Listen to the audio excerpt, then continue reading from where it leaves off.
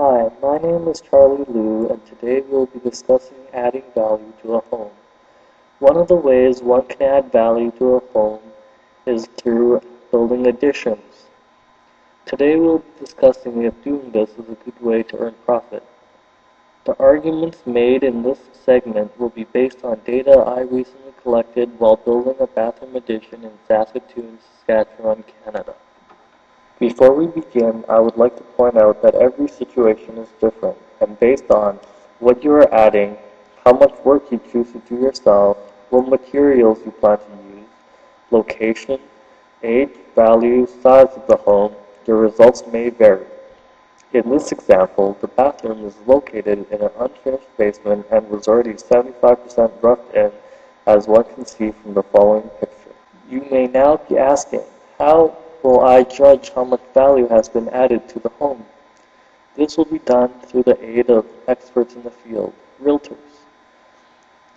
Before the project started, two realtors, whose names will not be disclosed, were asked to assess the home's value. After the addition has been built, two new realtors, whose names will also remain ominous, were asked to assess the value of the home. We will also need to take into consideration fluctuations in the housing market. According to the Saskatoon Region of Realtors, between the months of the two assessments, the average asking price of a home in Saskatoon rose from $291,000 to $299,000, an increase of 2.7%. We will take this into consideration during our final calculation. A large determining factor will be the cost of materials.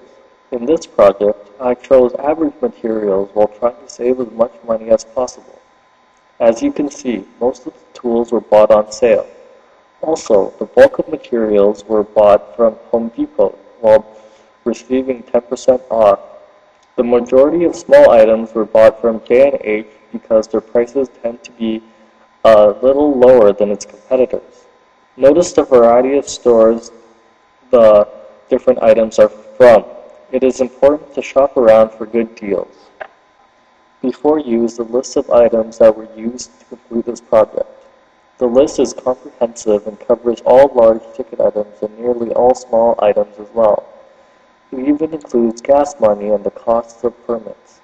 It should give a very accurate description of how much money was actually spent during this project. The estimated value of reselling the items that could be reused are also shown in its own separate column. It is important to note that a contractor was also hired for parts of the construction I was unable to do myself. The costs of this are also included.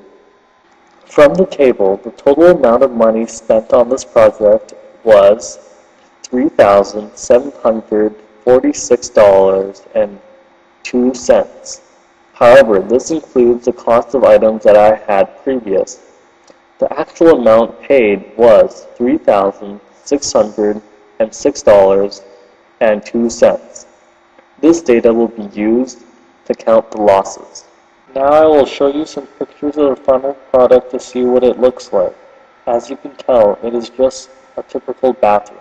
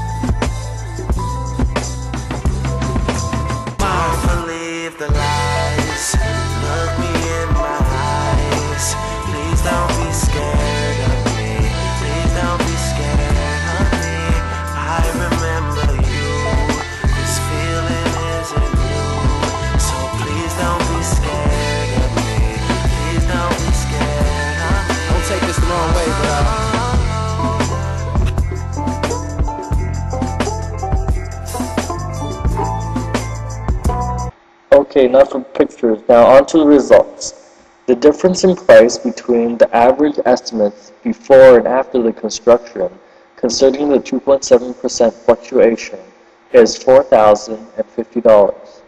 The cost of constructing the bathroom was $3,746.02, for a net gain of $303.98.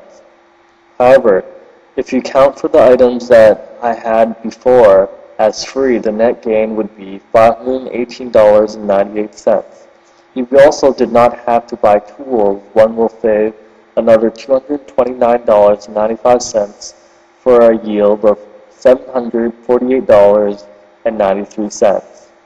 On top of that, if you did all the work yourself and did not have to hire a contractor, you would earn a total of $1,448.93. Nice. What if you're unable to do the work yourself and do not wish to buy all those supplies? You can hire someone to do the work for you. What will the yield look like then? You can already guess. It's going to be negative.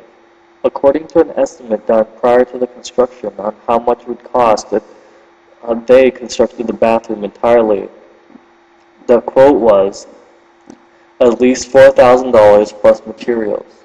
Of course, they have their own tools, so let's say the cost of materials was $2,500 for a total of $6,500.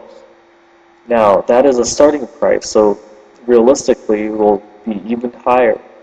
Taking the $6,500 value, the yield would be negative $2,450. And this brings us to the end.